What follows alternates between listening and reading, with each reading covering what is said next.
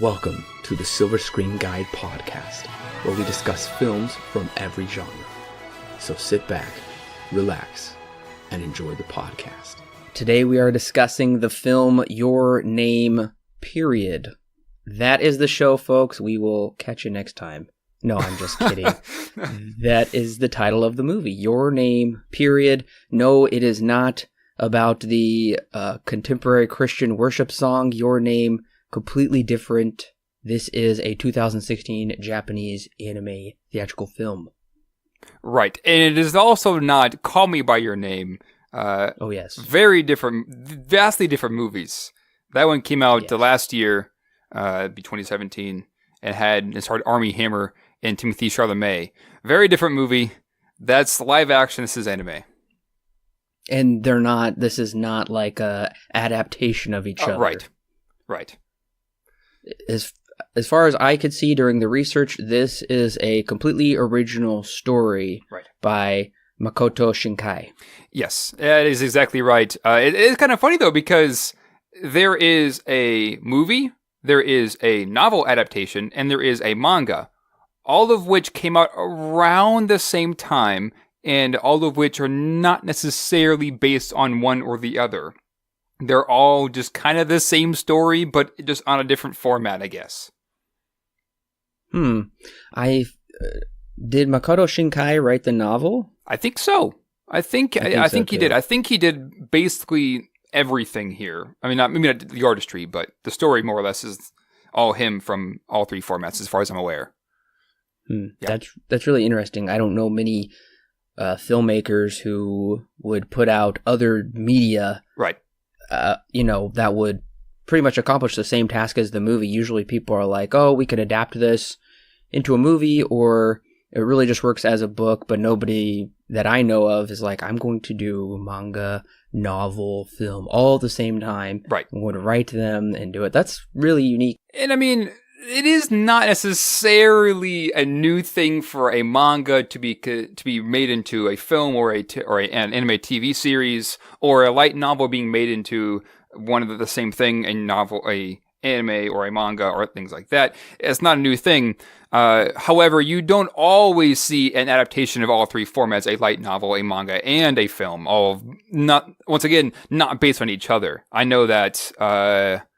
I think Death Note was based off of solely from the manga. And then you've got another one that came out actually pretty recently I reviewed called, now it's Violet Evergarden, that's it. I reviewed that one pretty recently, about a few months ago over the summer. That one was based completely off of a light novel. So you have different things here that this is nothing new. Once again, anime has always kind of been based off of one adaptation or another. I think Akira is the same way. I think it was a manga series that hadn't been completed yet. So nothing new here, but at the same time, you don't always see all three formats here being utilized at the exact same time. Yeah, that is kind of unique. That's definitely true. Anime, for those of you who don't know, most anime is always based off of a manga for the most part. That's not always true, but it's usually very likely. Ghost in the Shell, we reviewed that earlier this year. That was also, that has a manga as well. And this is kind of the second installment in our kind of mini anime review series, you could say, because last week we reviewed the 1988 theatrical Akira, which is an anime classic alongside Ghost in the Shell. Right. And this movie just came out 2 years ago at the time of recording. Your Name has become, I'm going to even just not say a cult classic. I'm going to say a classic, judging by its score on IMDb and its place in the IMDb top 250. Right. And even more so, it is the number one grossing movie in Japan ever, topping Hayao Miyazaki's Spirited Away, which is a pretty big deal. Just in general, I guess you could say, because Hayao Miyazaki, of course, has had his name just kind of engraved into the culture there, because his films and his work in Studio Ghibli has kind of propelled, I would even say, anime over to the West even more than it had, even more so than Akira had. Because I think Studio Ghibli, as one of the biggest companies that came over that was, I guess, it had the ability to come over to the United States, or I guess there's the western side. And so to have another anime come out that tops Hayao Miyazaki is a really big deal, because once again, that's Hayao Miyazaki we're talking about. I mean, if you ask really any film person that is really big into film, they're most likely going to know who that is. Yeah, Hayao Miyazaki has been compared to Walt Disney and Studio Ghibli, as well as the Eastern version of that, because Disney put out because Disney put out all those animated movies, and Hayao Miyazaki did that as well, but in the Eastern style in his own way. Right. So that's kind of gives you, for those of you who don't know who Hayao Miyazaki is, that kind of will give you a little baseline for who he is. But as far as I know, Hayao Miyazaki is probably done with movies from everything I've heard. So Makoto Shinkai is definitely somebody to watch, because a few of his other films are pretty well acclaimed, but this one is obviously the most well acclaimed. So clearly anything he does from now on is definitely something to look for. Right. And it's now actually I have, since I went to Ghibli Fest, I did get to see I guess you could consider it a sneak peek, but Hayao Miyazaki has been retired for a number of years now, but apparently he's coming back with a new film eventually that's actually not animated, like drawn animation, like he's done many times in the past, but now it's more of computer animated kind of a film now. So I can't remember what it's called right now, but that is his next project. Apparently he's I don't know if he's coming back out for good or if he's just coming for this one film, but he is making a new film eventually coming out sometime in the future that is going to be completely computer animated, which is very different from the other things that he's done, which is basically been all anime. It's all been I guess not cartoon is a bad way of putting it, but it's all been hand-drawn animation, very traditional. So we'll see we'll see where that goes. Of course, only time will tell with that. But yes, Hayao Miyazaki, up until about around a year or so ago, has essentially been retired for about I think a decade now. I think Ponyo was his very last Studio Ghibli movie that he did. And I think Ponyo might have been also in conjunction with Disney somehow. Well, yeah, Studio Ghibli for a number of years was...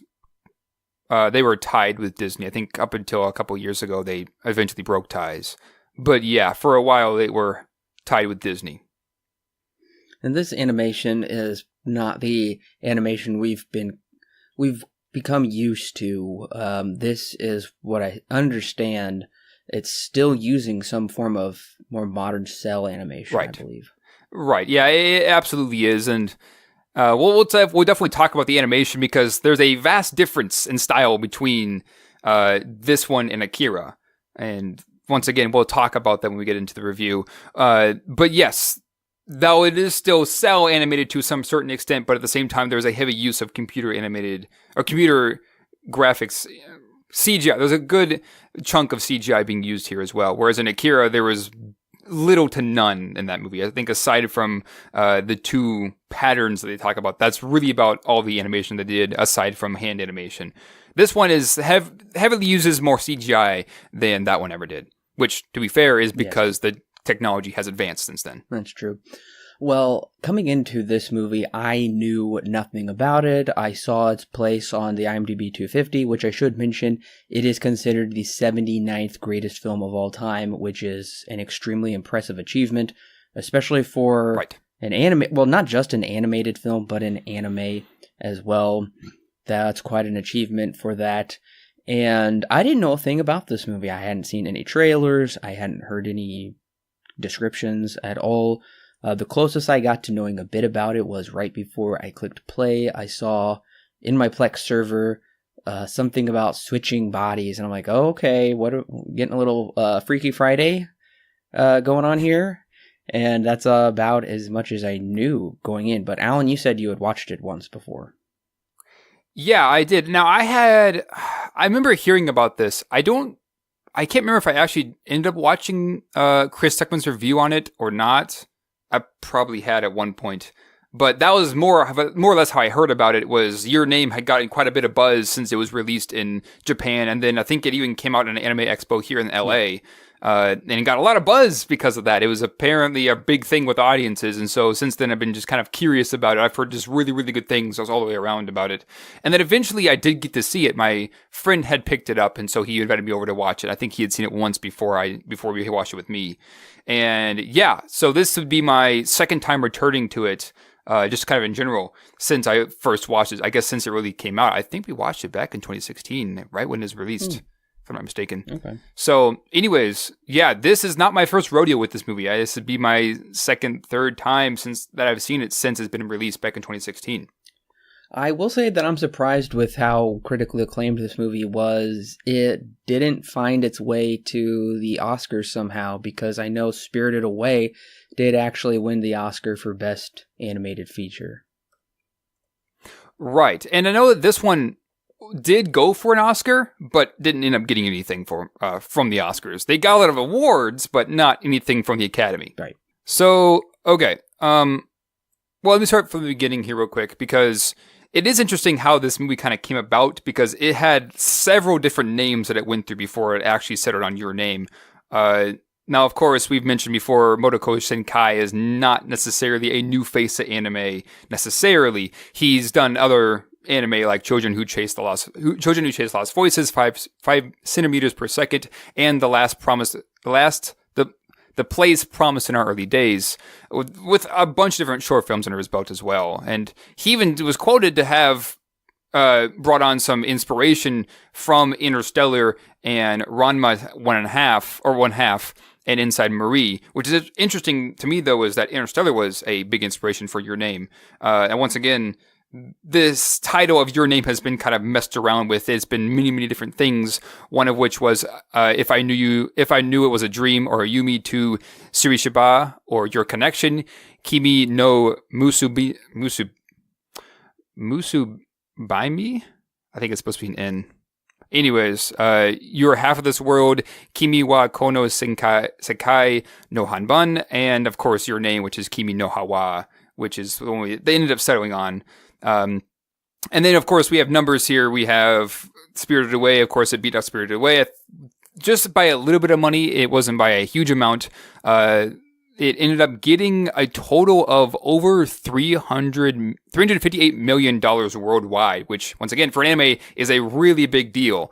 That's a lot of money. And even in its origin location, Japan, it made about 23 billion yen, or $190 million. No, sorry, that was in China.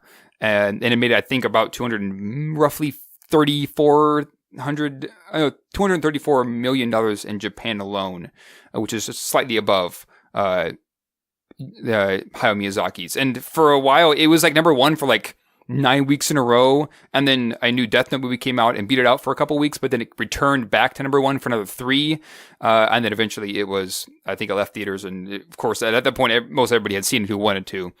So, yeah, to say that this movie is a big deal with audiences is kind of an understatement.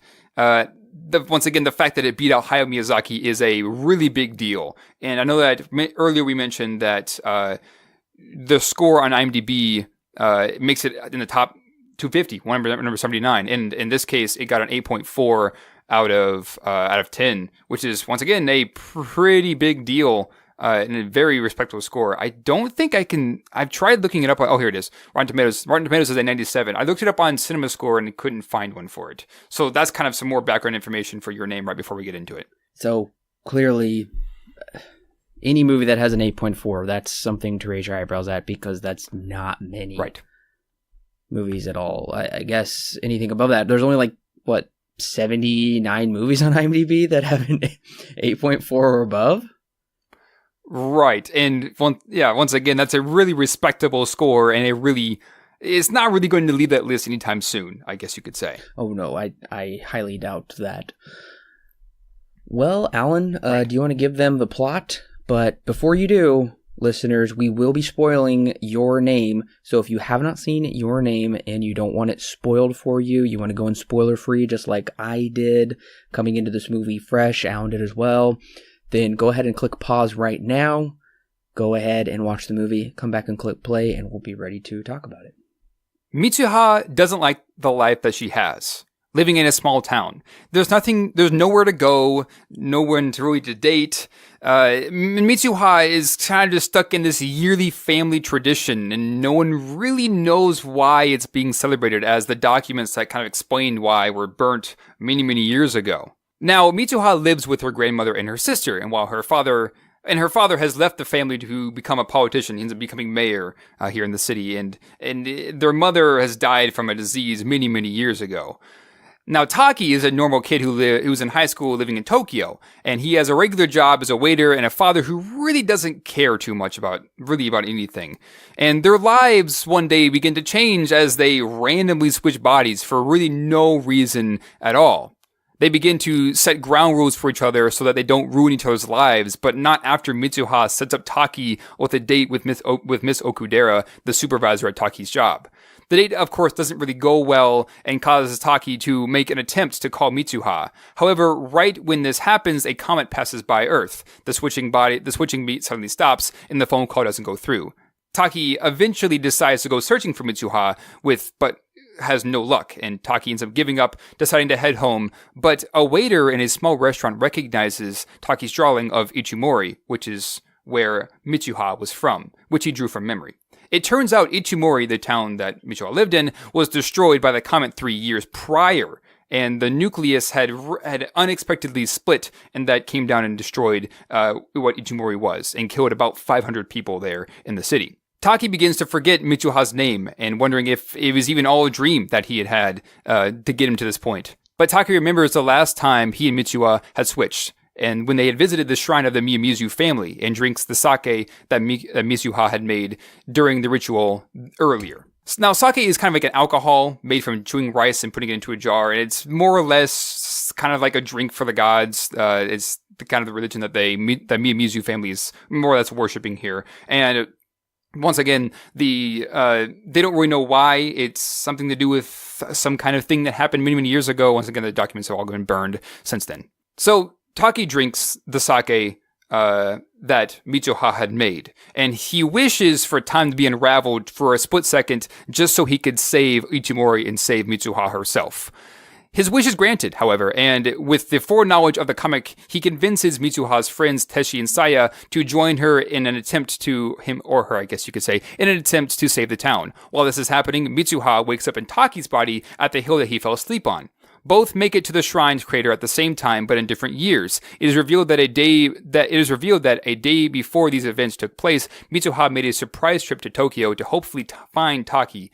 She did find him, but he did not remember her, leaving him with her name and her red ribbon before being pushed off the train. Time connects, however, and Mitsuha and Taki are able to see each other for the very first time in person. They are running out of time, and Mitsuha, now back at her own body, returns to Ichimori to continue the plan with Taki that Taki had made. Taki suggests to write down each other's names so that they don't forget, but right before Mitsuha can write down hers, she disappears. The plan to save the town must continue, however, but comes to a halt when both Teshi and Saya are caught. Mitsuha goes to her father to hopefully talk some sense into him, and hopefully to save the town. Taki wakes up on the hill again and heads home. 5 years pass, and Taki monologues about his persistent feeling of emptiness. He can't seem to score many interviews where his friends have way too many to keep track of. He's developed an interest in the Ichimori accident, but does not necessarily know why. It turns out that there just so happened to be an evacuation drill planned for that day, and somehow almost all the residents were saved, as they hid out in the high school. While on a train, presumably to another interview, Taki catches sight of a woman who looks suspiciously like Mitsuha. They both leave the trains and search for each other. They come across one another upon a staircase, as Taki asks, "Have we met before?" With Mitsuha responding, "I thought so too," as tears begin to fill her eyes. They say to each other, "Can I ask you your name?" as the camera pans up to the sky and the credits roll. So as you can tell, it's a unique story. It sounds dense, but I didn't find it to be like that dense. I found it to be fairly easy to follow. Yeah, this is a relatively easy movie to follow, I would say, for the most part. when, of course, we'll get to some of my criticisms about the story a little bit later on. But yeah, for the most part, it's a relatively easy story to follow, but at the same time, relatively unique. This idea that this boy and girl fall in love by a way of just switching bodies and switching lives is a very interesting idea to have. Yes, that part is very interesting, and I did really like the twist that she is actually dead. She died 3 years ago.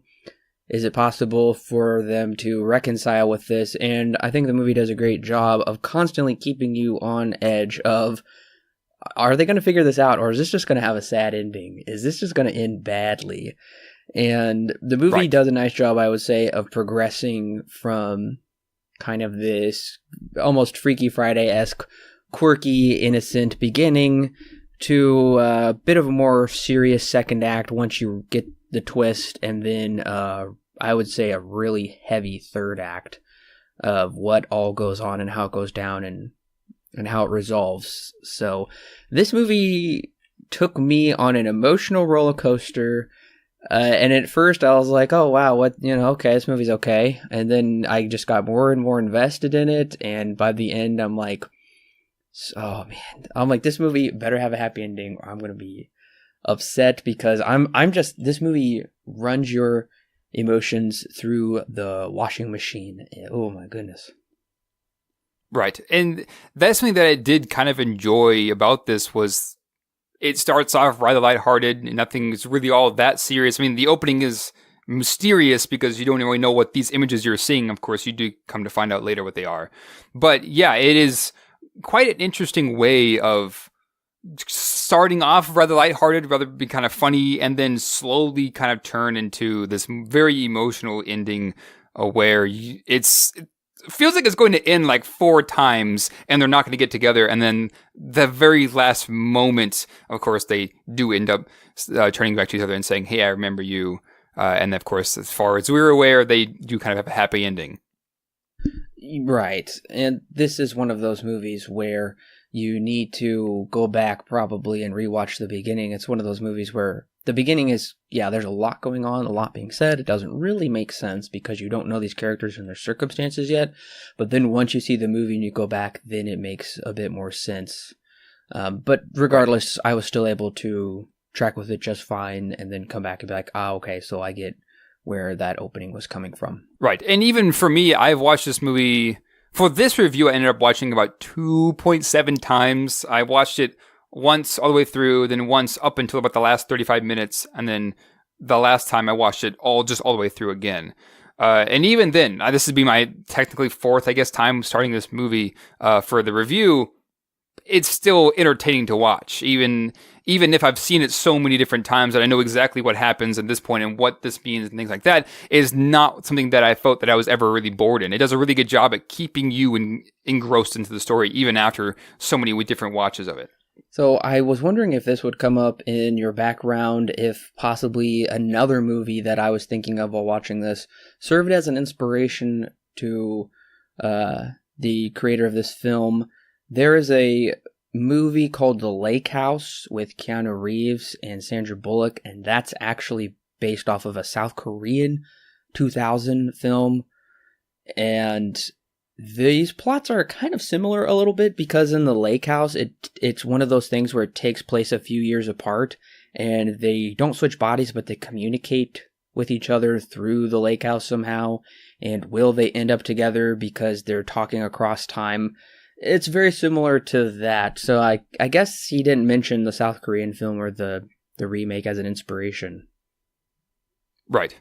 I know I've heard of that movie, but I know that I also haven't seen it. But that is interesting. I wonder if that was also an inspiration for your name. It very well could have been, for all we know, but I didn't find anything that really mentioned anything about the lake house. Okay. Yeah, if you do see it, listeners, if you've seen the lake house and you think they're similar, I think it'd be hard to not spot the similarities.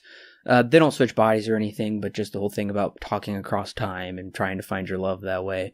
It's very similar. Right. The other anime that I drew a bit of a connection with is the anime Erased, where the adult goes back in time and he is an adult inhabiting his kid body and he has to save a girl from dying. So a little similar in that way as well. Erased is fairly recent with when it came out, but still very different. Those are just my connections that I was drawing with this movie. Gotcha. And I also, I myself found it kind of interesting that apparently Interstellar was an inspiration for this. I do kind of see it. In Interstellar, one of the big messages there is love transcends time and space. This is kind of has a similar idea to it. There is a talk of time being kind of this thing that weaves in and out and connects and unravels all kinds of in all different places. And then of course you've got Taki and Mitsuha, and their relationship kind of develops through this tangled time more or less. So yeah, I can kind of draw the inspiration from there, but for the most part, that's really about as far as it goes. So that was kind of where I was seeing when it said, yeah, the inspiration from Interstellar, there was an inspiration from Interstellar. That's kind of what I'm getting at. It's just this idea of love transcending time and space and things like that. What did you think of the opening song to the movie? It's good. I think part of my reason is I'm not necessarily the biggest fan of this style of music, more or less, and there are 5 songs in this movie that are more or less all tied to a montage. However, this is nothing new. A lot of anime have this kind of opening, even if it's a movie. There's a lot of times this kind of an opening with a theme song playing overhead and just and like images from the movie or setting up characters, things like that. Here, this is once again nothing new. But as the song, I mean, it's a good song, but not necessarily my kind of style of music. It sounded like, to me, an alternative Christian rock worship song from the 90s. I could see that. I could see that. I thought it was a little surprising because most anime TV shows kind of have long openings with long songs. Yeah, they're usually like a minute and a half, which is, from at least an American perspective, it's really long. It's like usually double the length of what we usually have. Oh, yeah, because some openings to TV shows are like 30 seconds, you know? Yeah, or Breaking Bad, where it's like maybe 10. Exactly. So I was a little surprised they chose to kind of put this longer song here in the beginning with them. It did feel very Japanese in anime. That felt really familiar to me. It just seemed a little odd for a theatrical movie to do this. But nevertheless, right, through these credits, we get foreshadowing, which kind of helps us establish where this movie may be going. Now, I'm still completely confused about this comet, this meteor thing flying through the sky. But it's nice we do get their names right away here in the beginning, which is good. Because I always like when we establish people's names right away, and it's not like half an hour in, and I'm like, I don't even know anybody's name, because nobody calls each other by their name, I guess.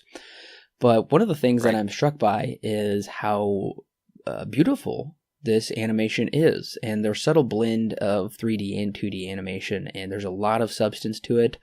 It looks different from Akira, mind you, and there's been a long time since then, like about 30 years. But this animation still does look gorgeous. I think Akira's animation is a little better, but still gorgeous. Yeah, I absolutely agree with you. I do think that Akira's looks better, and I'll kind of explain that in a sec. And now, in my review for Violet Evergarden, I even said there that animation is quite gorgeous. And maybe for somebody who's new to anime, who hasn't really watched so much of the old stuff, this won't bother them. But for somebody who has seen a lot of both sides of this and really does appreciate the older style, more hand-drawn animation versus the more CGI-heavy, and really, in general, I doubt that hand animation is going to be used as much in this movie, even with the 2D images, than they would back in the past. Now, don't get me wrong, there are moments in this movie, and really all around it looks very, very pretty, and there are moments where, especially in a dream sequence that happens with Taki as he drinks the sake from, as he drinks Mitsuha's sake, that's probably one of the best moments of this movie where it looks, I would even say, the best part. This looks the most gorgeous. Although it does look very, very, very, very good, very, very pretty, I do think that is also part of its downfall, is that it just looks way too perfect. And this is also kind of it's the same argument I had with Violet Evergarden. If you're new to anime and you're watching all the new stuff, it's not going to bother you as much. But at the same time, it is very, refined, I guess you could say, which is once again a blessing and a curse for this movie. I personally like the more gritty style of the older animation when it comes to like Akira or Cowboy Bebop or things like that. It just feels like there's a bit more a personal touch to it when it comes to that kind of animation, whereas this kind of feels more like almost like a machine, more or less, to make it look beautiful. Not to say that it looks bad, because it doesn't, but from a personal standpoint, I would rather pick Akira style over this one. I can understand that, and I do agree for the most part, Ghost in the Shell and Akira look better than this movie. There is something really unique and solid about that, and even like some of the older Disney movies as well are just extremely impressive how they're animated. But I'm thankful that there is, some anime TV shows today, or even within the past decade, I think they look bad. They just don't look very sophisticated. They look cheap. And a lot of the like superhero DC like comic book movies that are cartoons that come out now today, they look horrible. I think those look really bad and fake, and like nobody's even trying to do anything. That looks really fake. So I don't think it looks like those. Thankfully, it does still look really good, and I will say some sequences look much better than others, but overall, I don't really have a complaint about it because it feels, I guess, updated with the times while still respecting the tradition of hand-drawn animation. Yeah, and I could definitely see where you're getting at with that. I think just my biggest issue, once again, it just kind of feels like Akira has a more personal touch to it.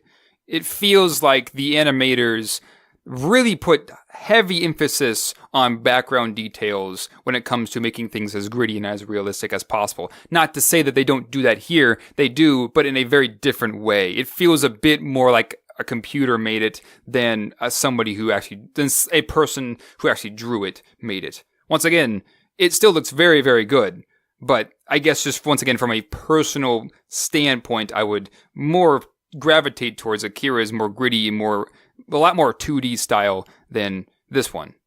Once again, still looks great. So here in the first act, we get, I would say, a decent amount of exposition for what's to come in probably the third act more so, because I kind of had forgotten about some of this until it really comes into play here towards the third act. For instance, we learn that a comet is coming and it only comes once every 1,200 years, and we get more explanation in the third act about, maybe Mitsuha's family has had connections with this comet before. And then we also get this scene in school, which I thought was really weird, honestly, and kind of out of place. It felt a little too shoehorned in there, where the school teacher is explaining to them about Twilight, the border between worlds when something magical might happen. I think that should have came in when they went to the hidden shrine, and then afterwards they looked over their town during Twilight. The grandma could have explained that, and she kind of already did. So I'm thinking, what class is this where they're learning about magic hour and things like that? Maybe they learn about that in Japan. I don't know, but that just felt like a way for the writers to be like, how do we explain magic hour or Twilight? Just have the teacher tell them in class. Right. I would say the reason for this scene, although I do agree with you basically on everything you just said, the reason for this scene is to set up, it's kind of like a subtle foreshadowing element, because when the teacher begins talking about this, Mitsuha's flipping through her notebook and she comes across this note, "Who are you?" which we find out later Taki wrote. And she talks about, the teacher at this point is also talking about Twilight Hour. It's more or less a foreshadowing element that they are going to meet at this Twilight Hour, this magic hour kind of time when we get to that point. And once again, it's a very subtle element, but I do agree. This is a rather odd place to have this conversation, and maybe it probably could have been saved for later when Taki goes up as Mitsuha to the shrine and the grandma is explaining all of this. However, at the same time, that scene also has its fair share of exposition in and of itself to begin with. So, yeah, I do kind of agree with you. It is rather odd to have this scene here but I do think that the reason why it's there is for a foreshadowing element. So at least there's a reason for it, but at the same time, yeah, I think you're right. There could have been refined maybe a bit more than what we got. Well, something I do like about this opening act is it really does take its time to get us used to the town, to Mitsuha's thoughts about the people in the town, her father's place. He's the mayor, but he's essentially abandoned them. And we know she lives with her sister and her grandma, and they're very traditional. They do these traditions of making sake, and she gets made fun of for it because her classmates are, a little more new school, apparently. And so I think I really like that this takes a lot of time to get us used to the town. And also it does the same thing with Taki, and I think that's a credit to just most anime in general. I won't say all anime, but most anime does like to take its time by showing the landscape, the environment, getting you used to the setting and the feel. And I think this movie does a great job of bringing me into this town and getting me to really like these characters and feel for them. Yeah, and it is also kind of interesting, too, just kind of bringing up on how this movie is edited as well, because in the opening, you spend a lot of time with Mitsuha, some time with Taki, but most of the time is spent with Mitsuha, I guess, really up until about the midway point, if I'm not mistaken. And then once the comet more or less hits down on Earth, then it switches, and then you spend a lot more time with Taki, and it kind of goes back and forth with Taki and Mitsuha a little bit there towards the end. Of course, there are parallels to this movie. Once about halfway through, they're focusing on the two different characters in the story. So yeah, you're definitely right. You do kind of get this sense, although there is setup for both of them, you do get to spend a lot more time with Mitsuha, and you get to see Itomori and how it's kind of just a really small town. There's nothing much left to do. And then, of course, you have a small scene with Taki, how he's kind of lives in Tokyo, and his dad doesn't really care, and he has to ride the train to the school, and all this kind of stuff. He has a job, things like that. You do get some pretty good setup as to the characters' personal lives and how they operate. But at the same time, though, you don't get that right off the bat, because the first thing we get with these two characters is that they have already switched bodies in the very opening. And then once the certain teen hits, they switch back to their normal bodies. We find out that something happened to them the day before this event took place, the day before this scene that we're seeing now is taking place. So you kind of get this interesting dialogue of how life usually is for them, but at the same time, how very different it was when they switched bodies and the other person was taking over and they had no idea what they were doing, and how that kind of ruined things as well. And I gotta admit, I was just as confused as them, despite getting that little glimpse in the plot summary right before I clicked play. I didn't know really the movie was going to go this route, and I, of course, didn't really know who these characters were. And then when they're like, wait, what am I doing in this body? And how they're acting and how their friends are acting, I think their confusion it relates really well onto the screen, because I, as the audience member, am confused too. Not to the point that I don't get what's going on per se in the plot, but I'm tracking with them, and I'm discovering what's going on. It unfolds as it unfolds for them as well. Right. I totally understand that. And moving on from this, even, we kind of get this interesting scene. I get really this interesting montage of them switching back and forth between bodies and trying to figure out how to operate and they're setting ground rules for each other. I think this is very, very interesting how they come to find out that they're switching bodies randomly 3 or 4 times a week, they say, triggered by sleep. That's really all that they know, though. And so they end up having to set ground rules for each other and say, you can and can't do this. Make sure you keep your legs crossed, not as open as possible because guys will stare. Or you can't do this with Miss Okudera because you're going to ruin my relationships and things like that. It's very, very interesting how they both, especially from Mitsuha's perspective, Taki's living the life that she wanted. And at one point in the movie, she says, just make me, it's kind of funny, because she says, of course, it's very ironic, make me a handsome Tokyo boy my next life. And, of course, she switches with Taki, which is exactly the life that she wanted. And so she's kind of doing the things that she wants to do. She goes to cafes all the time, which causes Taki to have to work more because she's spending all of his money. But at the same time, when Taki's in Mitsuha's body, he's also causing a bit more fights, I guess you could say, and a bit more skirmishes. And at one point, a guy gives Taki, who's in Mitsuha's body, a letter confessing his love to some girl. It's very interesting how they're kind of living their own lives the way that they want in each other's bodies, but then the other person having to reap the other consequences and say, you just can't do that. Yeah, and I think it's fairly lighthearted here in the beginning and pretty comical with a lot of scenes about how the fellow waiters at the restaurant, which I really do like that initial restaurant scene where Taki, it's Mitsuha and Taki's body, and she's so confused, and at the beginning of the day she's like, wow, this is a nice dream, I get to eat all this food and it's fun, and then it's a nightmare with this restaurant, and it's pretty well edited and it's pretty funny as well. And they thought he was flirting with the other waitress, and then they confront him and they're like, what about the bro code? That was hilarious. And those opening scenes were pretty funny. There's not really any humor there towards the end, but this opening, like I said, is pretty lighthearted because they're teenagers, and I think that kind of humor works pretty well. I was confused, so boys and girls are confessing their love to Mitsuha? Yeah, it's a very interesting line. I wonder if it has something to do with the dub.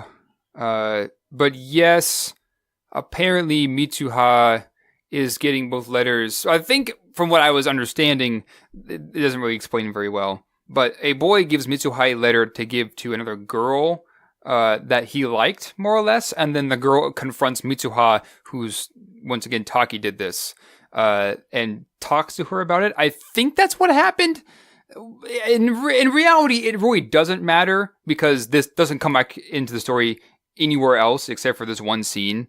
But if I'm correct, that is what happens. Yeah, I think so, because we see a girl giving Mitsuha like a love letter. And I guess I was just confused because that scene happened really quickly. And something important that we should note is here in the beginning, it says they switch bodies 2 to 3 times a week. But after they switch and they're back in their own body, their memories just like start to fade. They say it's really hard to remember what happened.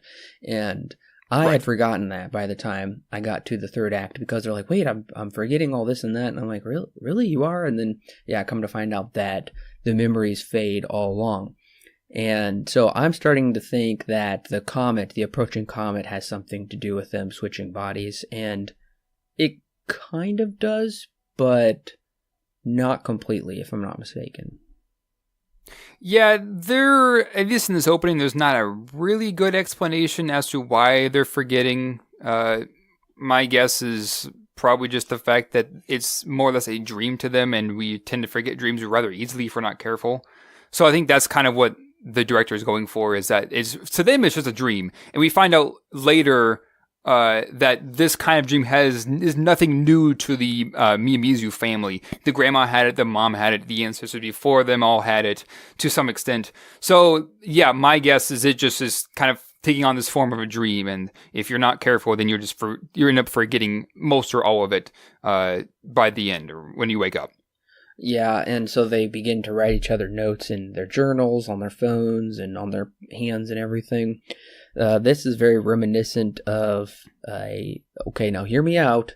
It's a Hallmark movie, but it doesn't feel like one. It has, I can't remember their names right now. It's the guy who's playing Shazam in the new DC movie. So clearly he's done a lot of famous stuff, and Alexis Bledel from Gilmore Girls, and now The Handmaid's Tale, and a few other things.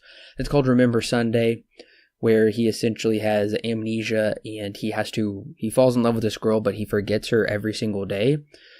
Some kind of short-term memory, so he has to write down everything about her, and kind of like conceals that from her, but something goes awry. I won't spoil it. It's actually a pretty solid movie, but nevertheless, that did remind me of this type of story, where the one character, he keeps forgetting about the other, and they have to write things down and try to remember each other. But and that is an interesting conflict, I think, for these two characters to have, is they don't understand what's going on, and they struggle to remember each other, and at first it's messing with each other's lives to the point of, I wish they would just kind of butt out of everything because you're messing it all up and you're really not doing me any good. Right. And we do come to find out more of Taki's side of this whole thing that's happening when he goes on the date with Miss Okudera. and come to find out, well, I mean, I'll talk about her character in a second, but it's kind of insinuated heavily that he likes Mitsuha. She says there's somebody else that you like, isn't there? And he kind of goes, what? No, and kind of just tries to brush it off. But, I mean, it's pretty clear that there is somebody else, which, as far as we're aware, the only other person in the story that he could have liked is Mitsuha, which, I mean, makes sense. And it's a bit more confusing, and maybe that's just because I'm a male. When it comes to Mitsuha's side of the story, it's clear that as far as I'm aware, she likes him, as she plans a date that she would like to go on, and then to do that, her kind of, I guess, jealousy, she cries over it. So you get the sense here around the time of the date with Miss Okudera that they're kind of beginning to like each other to some extent. And of course, this is no more than affirmed when Taki decides to go look for her, but later on after the comet strikes Ichimori. So this is interesting that their relationship, this is one that kind of like the biggest idea of the whole plot comes together here, or it begins to show itself. They begin to fall in love because they switch bodies, and they experience that person's life and that person's body, but in their own mind, more or less. It's very interesting that the director chose to do this, and you kind of get this sense this thing is developing here. They're beginning to like each other. Of course, we've had it set up up until this point. And we're at this point, we're about the 40-minute mark or so. Ultimately, what we're led to conclude, at least is what I concluded, is that they are the definition of soulmates, and I'll get into my thoughts on that there at the very end, but they were meant to be together. This was always something that was meant to happen. And I mean, I guess the movie brings in like Eastern tradition it talks about the Musugi, the god of union. The chords represent the unity of the universe. People are tied together. Everything is tied together. So that's a very Eastern thought of kind of this monism. Everything is one. And that's how they're tied together. This kind of chord is the kind of literal representation of them coming together. And I think that chord is brought throughout the movie, and it comes into play in good ways. So I think that works. Right. Yeah, this chord is by no mistake is meant to represent the time itself, how it kind of interweaves and attaches itself to Taki's arm. And then, of course, you see it many other times. Part of it is due to Mitsuha tying her hair into a bun, or I guess not necessarily a bun, but whatever it's called. Then, of course, she gives it to him when she goes to Tokyo. By no means. And then, of course, you've also got the ribbon, also same color, tied around the sake in the shrine. By no means by many means, I guess you could say, this is meant to be a display of this time that is kind of always messing around and causing knots and raveling itself into itself and all kinds of stuff like that. And then of course it was also meant to show the tie between Mitsuha and Taki due to this strand, this, I guess you could say, ribbon, more or less, that is Mitsuha's. I found the best representation of that in the movie is when he drinks the sake and kind of has this flash of Mitsuha's life, and we see at her birth, we see the cord kind of like flying from his hand, and then the umbilical cord is cut from Mitsuha and her mother. And right. I thought, oh wow, that's a really great connection of the ties of people and time and humanity. So that was probably my favorite representation of how the ribbon was used in this movie. And like you said, so at about this point, we are around the 40-minute mark, and Taki's long date is coming to an end. And despite him, she's like, do you want to go get dinner? I'm like, you've had like every meal of the day. Goodness, you got to close it down sometime. And clearly he's preoccupied, and he's looking up at the comet in the sky, and we get a gorgeous shot of a plane flying in the twilight. I loved that shot and that scene. And then he tries to give her a call, but her number is out of order. And this is right before Mitsuha chops off her hair.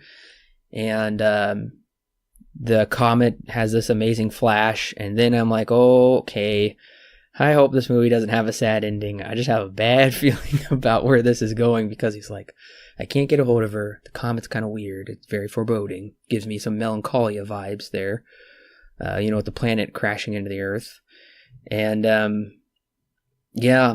But, okay, so I will say I'm glad we are starting to pick things up a little bit here because 40 minutes in, I feel like it's been a lot longer than that. And I'm needing something a little meatier to chew on, and we do get into that, thankfully. Right, and at the same time, too... Crap, what was I going to say? I think one of my issues begins to show itself around this point. There has been a lot of stuff that we've gone through in this 40 minutes. A lot of stuff. One of them was a montage as well, where you're seeing them kind of construct their lives and with the other person saying, of course, doing the do's and don'ts and the lists and stuff like that. And Mitsuha develops a relationship for Taki with Miss Okudera, and they go on this date. And on that date, after the date is done, he would be able to see the comet, but of course he doesn't see the comet because this is 3 years into the future when the comet actually hit down. In my mind, I think that this is too much. Too much in terms of story beats that we're hitting that in reality don't really serve a very much purpose in the overall story of things. Yes, it is all build up, but that's just kind of my issue. It's all build up. It all serves not necessarily one thing serves to something in the very end, but one thing serves to propel the story just one more step, and then one more step again, and keeps going and going and going. I think Mrs. Okudera is kind of one of these things where the date they have really doesn't mean much aside from the fact that she decides to go with them because they are friends now, but later. It just kind of feels like this does kind of get worse as the movie goes along from this point. There's a lot of stuff.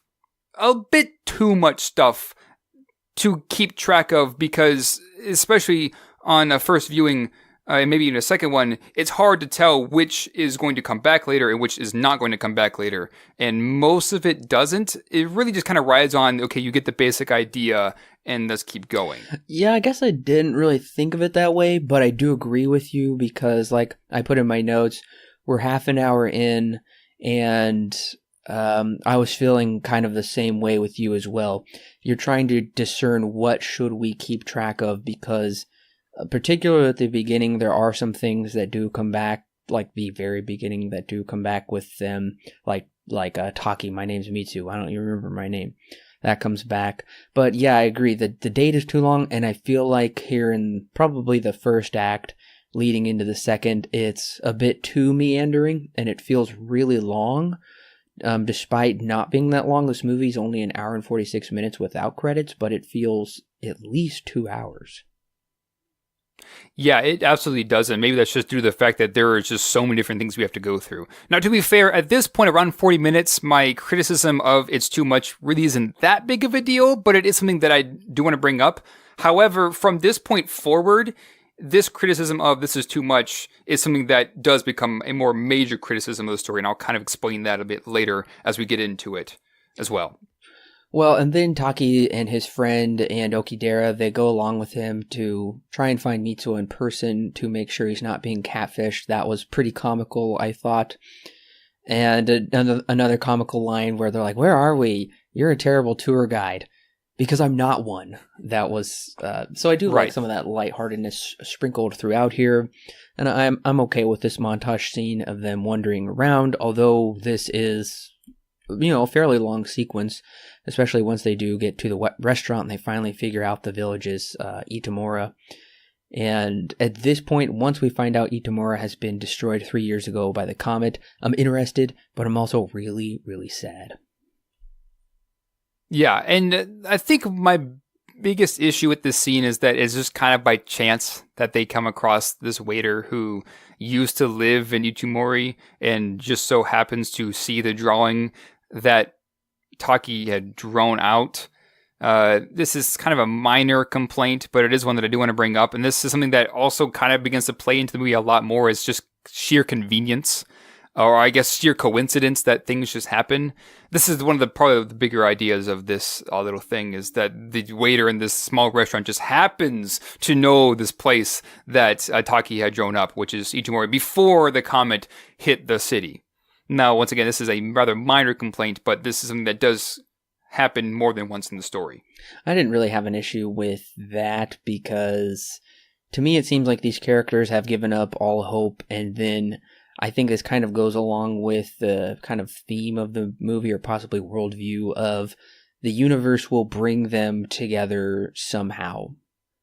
Because later on, we're thinking, how in the world are they ever going to find each other within Tokyo or within X, Y, or Z?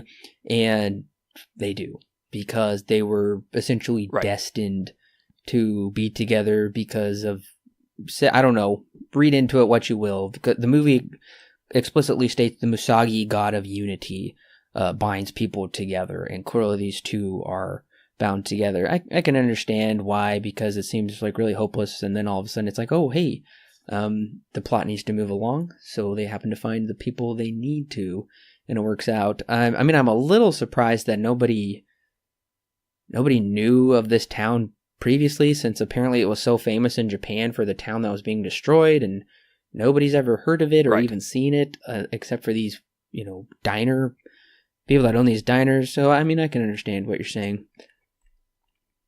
Right. And that's kind of where my biggest thing comes from, is that I talked to so many people, and even the friend, I think his name is Tsuga, knows Ichimori once the waiter, I guess it's the husband. I think he might be a cook, but either way, the guy mentions, oh, that's Ichimori. I know exactly where that town is at, or I lived there, or whatever he says. And then immediately Tsuga goes, oh, I know exactly what this is. And it's just kind of like, once again, just kind of convenience. Now, yes, the argument could be made that it's just kind of due to the fact of Misagi, the god who kind of binds people together. But I guess just from a storytelling perspective is where I have the biggest issue, is just sheer coincidence that this guy in this random restaurant in the middle of nowhere just happens to know where this thing is at, that our main character is looking for after all hope is lost. Maybe it would have been a bit more realistic how they found this out, by just talking to somebody on the street. Because yeah, you do bring up the point that maybe I was trying to make earlier, is that you would assume that somebody would know what this place is, being that it happened rather recently. It's only been 3 years since the comet destroyed Ichimori. But what do I know?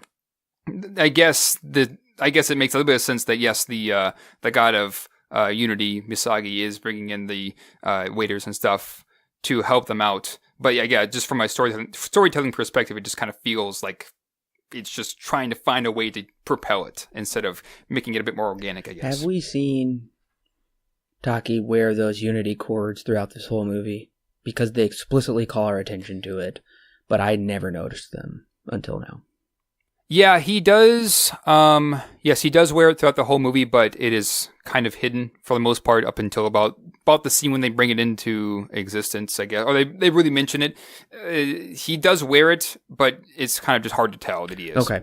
And he doesn't remember how he got them, but he eventually does remember, because he goes to the family shrine because he has memories, Mitsua's memories of the shrine. He's like somehow directed towards there. Okay, right. And he drinks the sake, and okay, I better bring it up now before I forget. So when they are on the Twilight Mountain, essentially speaking, and he says, I drank your sake and that's how I came back. And then she says, oh, you pervert, you're the one, touching me that whole time. That just, I didn't track with that at all. Okay, yes. So I did do a little bit of research on this. Okay, so in Japan, more or less, when you drink from the same cup, it's kind of meant to signify more of an indirect kiss, more or less. So that's kind of the same idea here. It's her saliva, that's in her saliva mixed with the rice, and now it's been fermented into this alcohol. It's more or less an indirect kiss from her perspective. That's why she was kind of saying, oh, you pervert, more or less. Gotcha. That really helps me out because I was lost. Yeah, I was a bit lost too and didn't really unnecessarily understand it. But I found some article that explained it. It was from actually the New Yorker that I found. Well, I'm glad you looked that up and figured that out for us, because I'm not accustomed with that type of tradition. Right. Okay, so maybe we can talk about just real quick how he does get the cord, because that was another point of confusion for me. Because she says, I'm going to Tokyo for the day, for a few hours. I'm led to believe that she's going on the day that she set up Taki and his date with Miss Okidera. I thought that's what it seemed to be implying. And she's like, what if I show up and he doesn't like me? But I guess I'm wrong. But then she shows up and he doesn't know her. And it sounds like she says, I went and saw him before we had even switched bodies. Right. So, okay. The date with Miss Okudera happens on the day of the comet, right?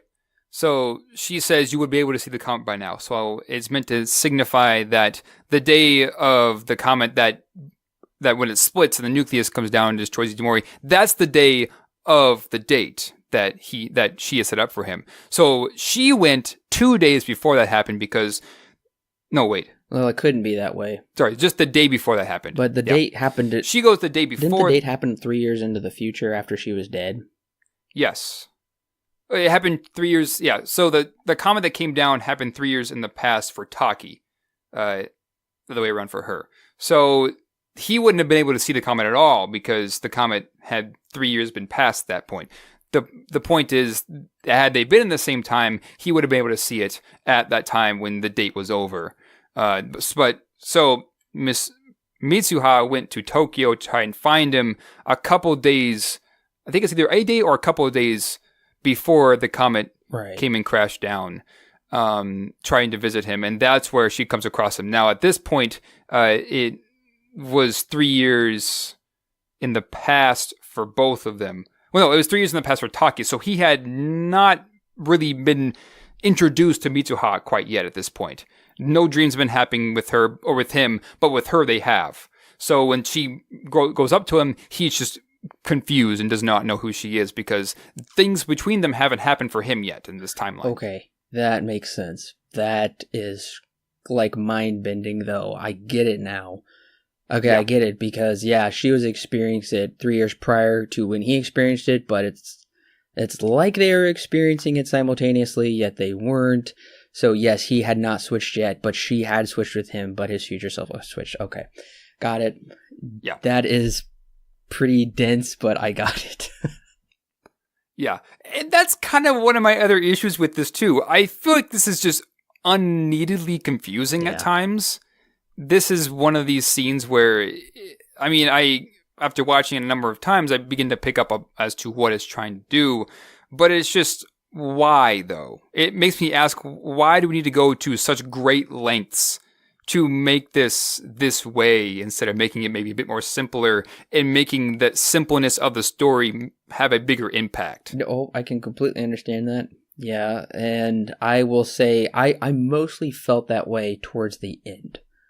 Where it felt... Yeah, especially here towards the end, it really begins to get really confusing. It's extremely labored to get to the point we really just all want to get to. And instead of... Yeah. Okay, there comes a certain point where my kind of anticipation, my eagerness, my almost anxiety with how things will turn out is just disrupted. I just become a bit frustrated with how much they're dragging certain things out to the point where it's like... Okay, you're getting close to losing me if we can't just figure out the story because it just goes to such great lengths, especially towards I'm talking about the very end where they're adults. I know we're not there yet, but where they're adults and he has to find, he runs into her two friends from the town. And then he at least runs into her a few different times and he won't listen to her and he talks about his job and then he meets with Miss Okidera again. She's like, I hope you find love. I have a baby, so I must have found love. And at that point I was like, okay, just stop yanking me along here. Just give my emotions a rest. Yeah, absolutely agree. And I would even say that this idea of Mitsuha going to Tokyo and giving him the ribbon that he comes to find out was hers all along. This is something that comes really out of nowhere for the story. It is insinuated very, very briefly at the very opening, and maybe once or twice, but there's no real good connection to make aside from Taki, do you remember me?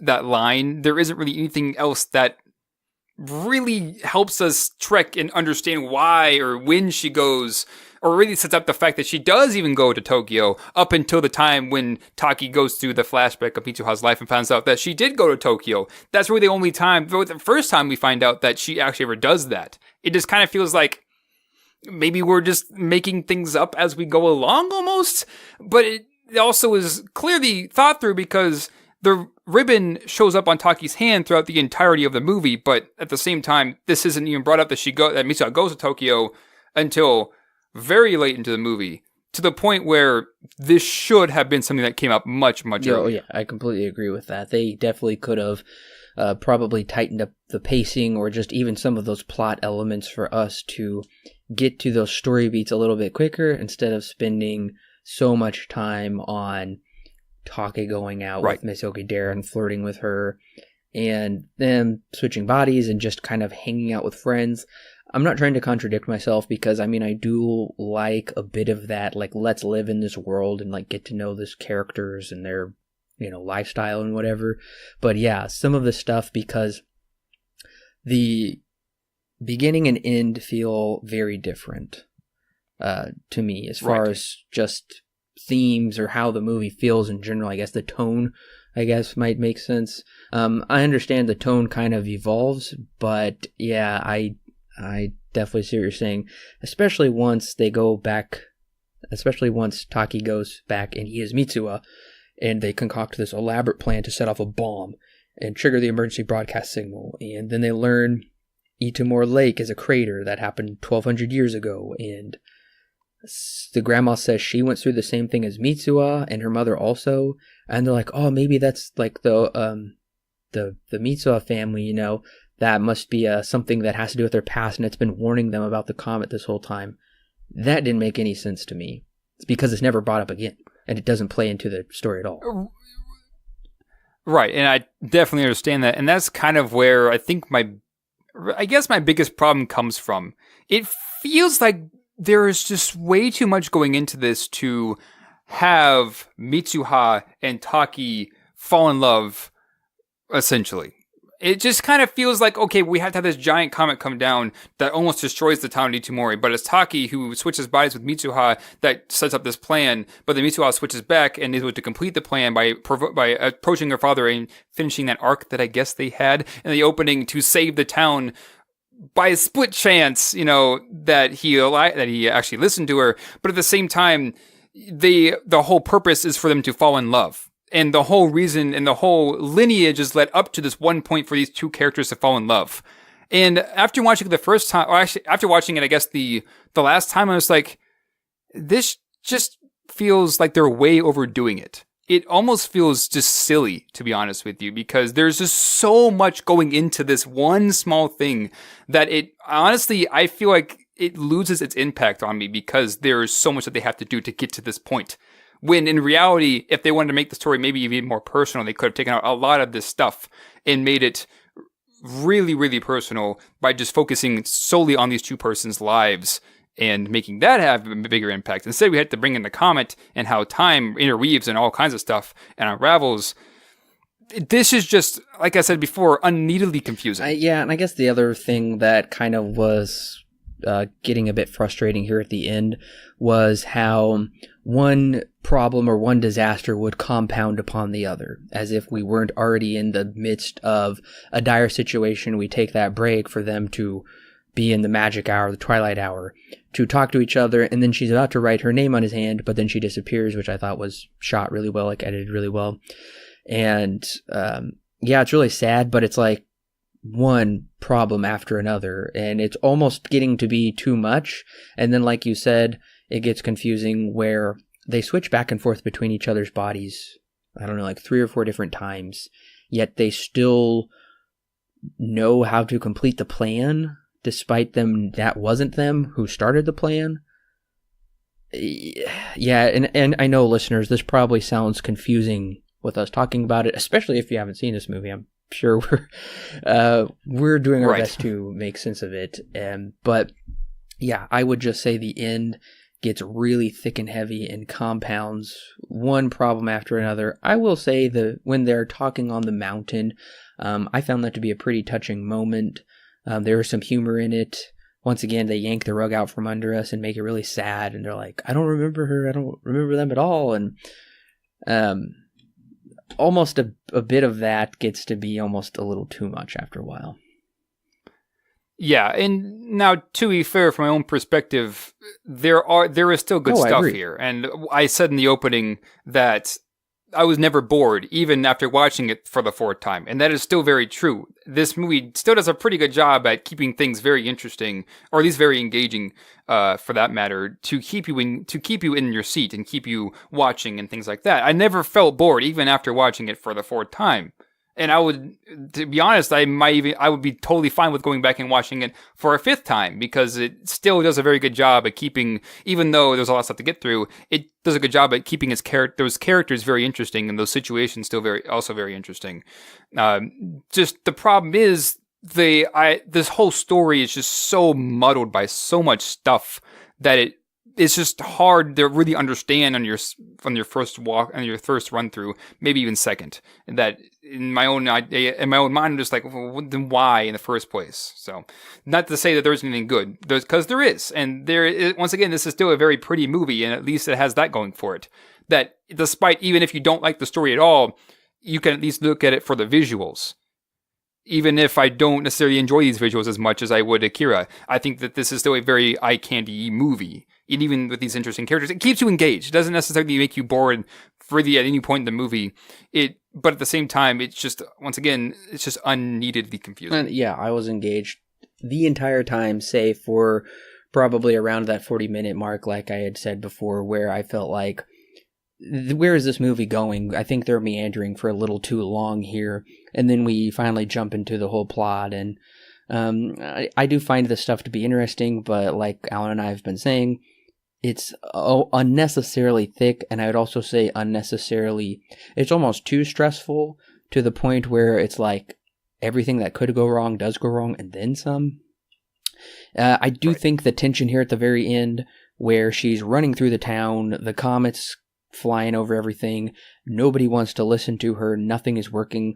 I think that is great tension. It's really stressful, and I think there's a lot of great shots, like her running through like an upward shot of her running through the woods, and you can see the comet, and it's like this race against time, and there's a really great shot of her running down these alleys right before she falls down and kind of rolls down the hill in the street. It feels very hopeless, and that really got to me. Like, I felt that same feeling of desperation as well, and then especially once you see the comet hit. And everything's destroyed. I was a little worried this movie was going to take this just nihilistic route of like, yeah, you wanted them to be together? Too bad. Everybody's dead. And that's just how it's going to end. And I wouldn't really have appreciated this kind of like, despite everything they could have done, nothing can change the past and it's all fruitless. And that kind of would have just felt like a waste of time if that's all they were saying, but they don't say that. Right. And you're absolutely right. They kind of lead you to believe that the comet hit down, and despite Taki's best, despite Taki trying, he could not save Mitsuha or the town of Ichimori in general. And so luckily we do find out later, not long after that it was okay, and that the town ended up being fine, and basically everyone survived because they all went to the high school. Then of course you've also got Mitsuha, how she has a bad relationship with her father, I guess, and then at the very end she resolves that, I guess. Doesn't exactly say. I guess we're led to believe that possibly that's what happened, but I guess, yeah, the whole father subplot is kind of, it doesn't pay off. It's not very satisfying for me. If they're going to, in the beginning we see her dad is publicly humiliates her, and then her grandma is disappointed. Their dad left the Shinto priesthood to be a politician. It's very disgraceful. Right. And I guess I didn't realize he didn't live there. And then I do like we get Mitsuo's backstory where her mom died and her dad basically like abandoned his family. But then somehow the dad and grandma and everybody knew somehow like they were suspicious that Mitsuo actually wasn't, like she had traded bodies with somebody because apparently that's happened before, but that really doesn't play into the story at all. There's really no consequences to that. And then I guess she comes up to her dad and convinces him to evacuate the town. Okay, well, I do want to talk about Miss Okudera just real quick, because I did mention that I was going to talk about her earlier. I'm going to be honest, I don't really like her character very much. I think the reason why is because she comes off as this very pushy character.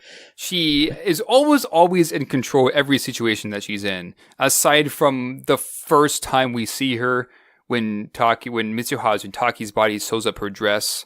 And that's it's again one of those kind of conveniences of this movie. There's really no good reason except to set up the fact that that Taki and Miss Okudera gonna kind of have a thing, but only through Mitsuha. Anyways, she just, I guess this maybe is a personal preference, but she just feels very pushy to me, and to a point where she's not necessarily very attractive in my own eyes, personality-wise, of course. And then, of course, she's shown a bit later to be smoking and things of that nature. So I don't know. I guess for a love interest in this movie, she kind of feels a bit out of place. And now, to be fair, my guess is they're going for more of women empowerment, because that is kind of a big thing here as well. Of course, Mitsuo is a big leader in this story. At the same time, I think that's what they're going for. But at the same time, I'm not the biggest fan of her character. Yeah, it feels a little out of the blue when she calls him up there at the very end, and she's pregnant, and she says, "I found." What does she say? Love or happiness? Yeah, she's something like that. I hope you find it too. Goodbye. Well, okay, thanks. That really doesn't make Taki feel any better. And everybody says his suit is what's killing his chances of getting a job. How stupid. Yeah. And I do agree with you. This ending does go on for too long. It ends like 3 times. Yes. Okay. I think it cuts to black twice. That's what I was going to say. We have a very Peter Jackson Return of the King ending here, where towards the end of Return of the King, it cut to black for so long that audiences thought the movie had just ended and they started getting up and leaving. And then for the home video release, they trimmed that black down a lot. This movie cuts to black so much, I'm like, that's the end. Dang it. This is so... Ugh. And then it's like, oh wait, no, it's not the end. Oh, that's the end. Wow. No, it's okay, it's not the end. And then I'm like...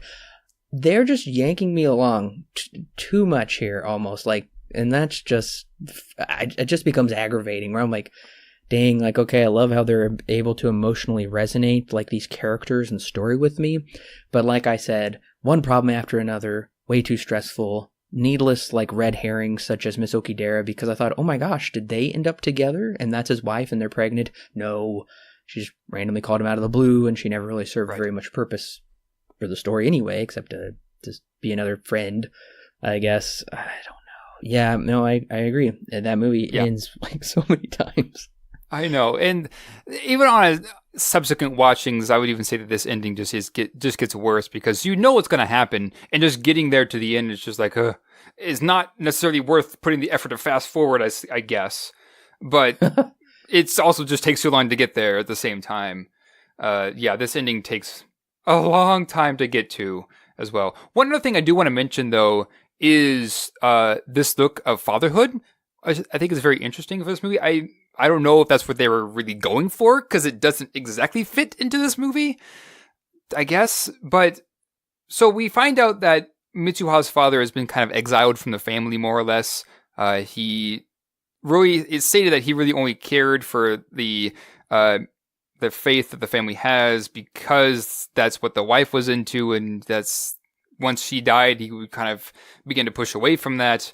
And he becomes a politician, and as we come to find out, both Teshi and the grandma don't really care for this politician-y thing. And at one point, when Teshi's dad is talking, or I guess having some kind of meeting with Mitsuha's dad, he says, "Oh, it sounds like corruption in there," So that's one thing. And then you've also got Taki's father, who only shows up for one scene, and that is for a couple lines of dialogue, and really all he says is, "You forgot to make breakfast again, get yourself to school, I don't care if you're late, just get yourself to school," and then walks out the door. It kind of is like, so what? I mean, really, parents kind of in general are just kind of absent completely from this movie. But especially fathers, once again, I don't know if this is what they're going for, but this is kind of what is portrayed. It kind of shows us more negative view of being a father, and maybe that's just due to the fact that both of these fathers really aren't that great fathers in the first place. Yeah. But at the same time, there really is no redemption arc, and then it makes me wonder why they're even here in the first place, because it's not like that's one of the focuses here. It's more or less just on these two people falling in love. So why is this even focusing on fathers in the first place? That's why I kind of wonder if it's even meant to be taken this way at all, I guess. Well, we also get that shot, or that scene, I should say, kind of towards the beginning, where Teshi is talking about how his dad is kind of corrupt, making these business deals with politicians. And his dad is just like, "Hey, you're gonna blow up some stuff with me this weekend." And Teshi just like sighs or something, makes some noise with his breath, and his dad just jumps on him right away. Right. And Mitsuha's dad is absolutely awful. Yeah, they're really, either dads are just bad or a hindrance. There's no really good father figure in this, which is pretty interesting. I don't know, maybe the creator, the director of this, maybe his dad was bad or something, or maybe he's trying to make a statement in Japanese culture that father figures are, they're either like too absent, or they're not evolved enough in children's lives because they're like putting careers before head or something. I don't know. The movie doesn't really give us enough to, I feel like, make any definitive decision on that. The closest parental figure that we get that's a positive one that I can think of is the grandma. Right. But once again, I wish she would have played a bigger role. They allude to it that she had experienced the same thing as Mitsuha, but she doesn't really give her any advice or any, there's no real substance to that. That's just kind of a dropped thread. At least that's the way I saw it. And yeah. I almost was under the impression, I don't think this is confirmed in the movie, but Miss Okidera, she's just pregnant and she's not with a husband. She clearly travels alone as far as we can tell and just hangs out with that guy for a bit for I don't understand what reason at all. But to me, it's almost like, oh, she got pregnant and the father's not in the picture. That's the way I saw it. I can't confirm that, but yeah, you're right. This movie likes to kind of make some of these statements, but not really give us any definitive conclusions with them. Right, and I don't really know the state of Miss Okudera, whether the father is in the picture or not. I can't remember if they even mentioned if the father was or wasn't. I don't think they do. Yeah, but I mean, I think my criticism still stands, and maybe that's just due to the fact that there really is nothing here that they're trying to say. It's just a mere coincidence that these father figures are portrayed this way in the movie. I don't know. I can't tell. And I would love to believe that it's just mere coincidence, because in reality, if we think about it, there's no real substance, nothing really that ties the father's story to the story of the two characters, aside from maybe Mitsuha's father, who more or less just breaks tradition. But then again, there really isn't no breaking of tradition in this movie. It's, I guess, more or less just kind of affirming tradition in some sense. But yeah, it's an interesting thing to bring up, I guess. Whether or not that's what they're going for, I have no idea and can't really tell. But at the same time, it's not like there are good father figures here. And when we do have an arc between Mitsuha and her dad, we don't really get anything about it. There's nothing really explained or anything that's really solved. All we know is that he's strict with her.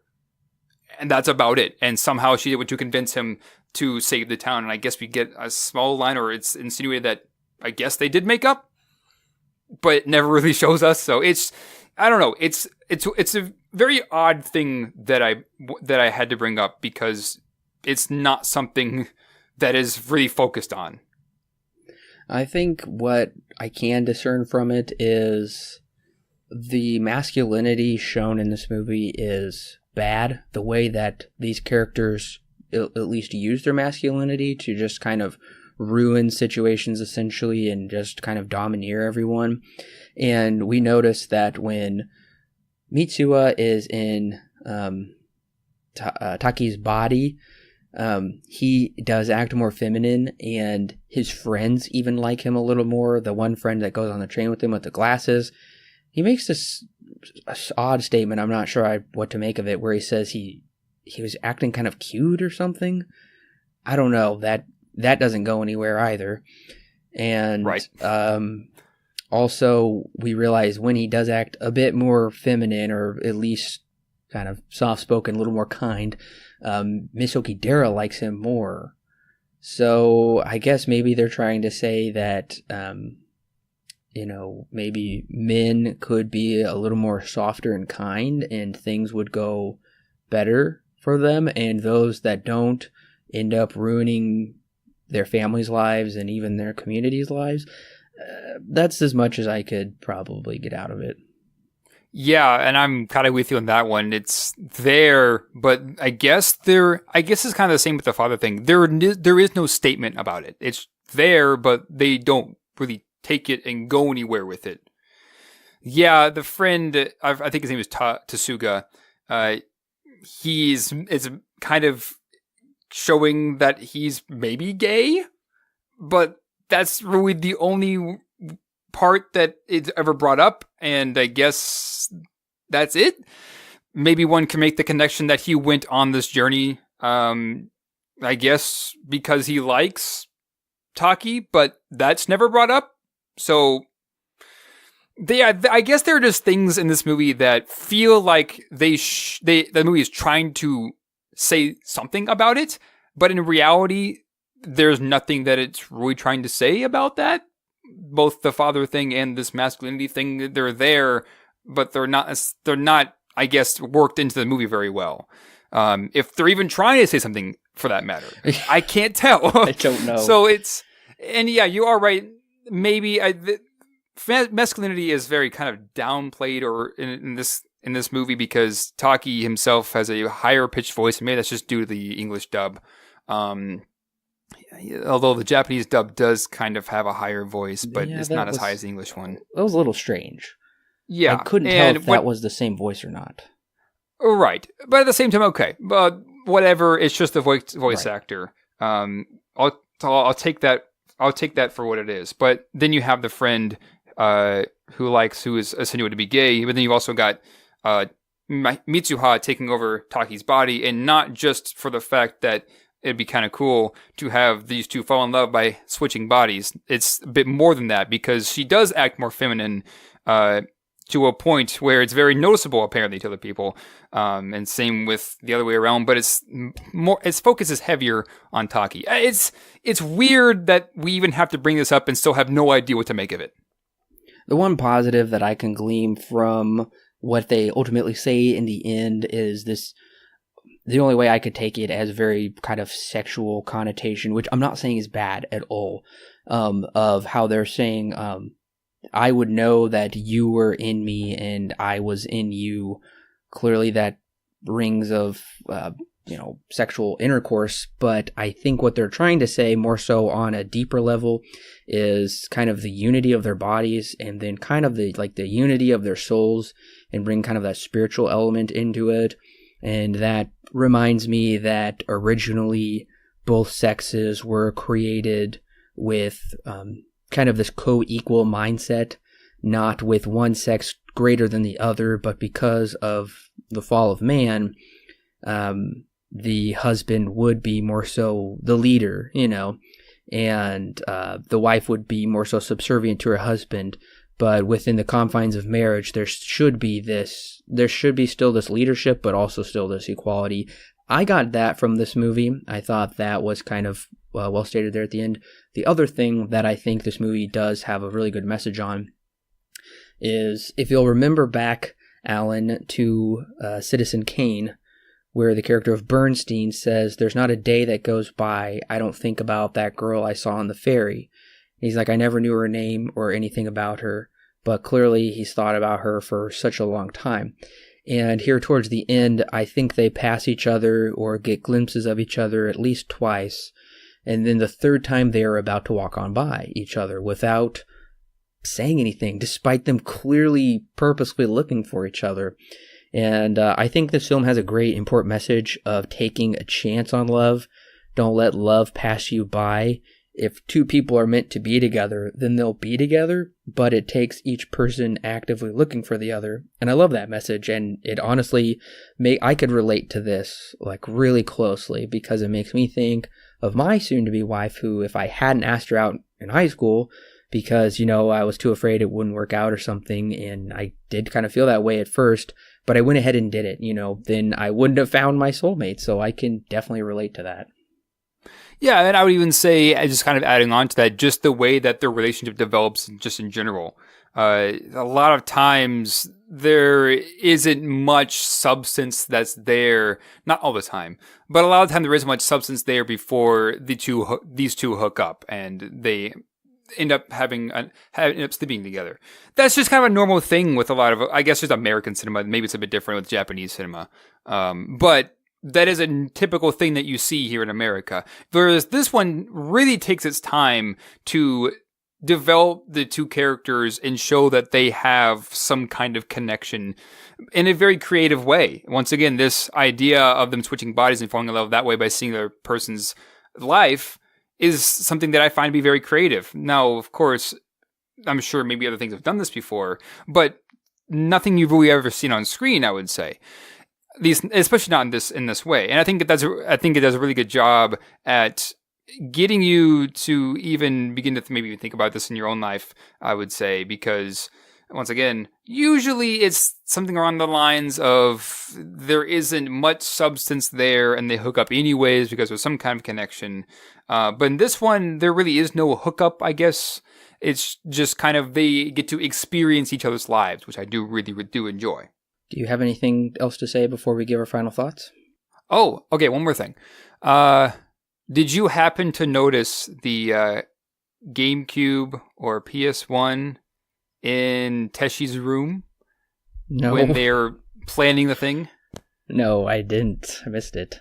Darn there it. Is one. I noticed this on the very last time I watched it. I noticed it. There is a tub right behind the couch that Mitsuha and Teshi are sitting in. And right when Saya enters, you get this I guess maybe even before she enters, but you get this really high angle wide shot of the room that they're in. And in that tub, you see there's a orange GameCube, and it's clearly a GameCube.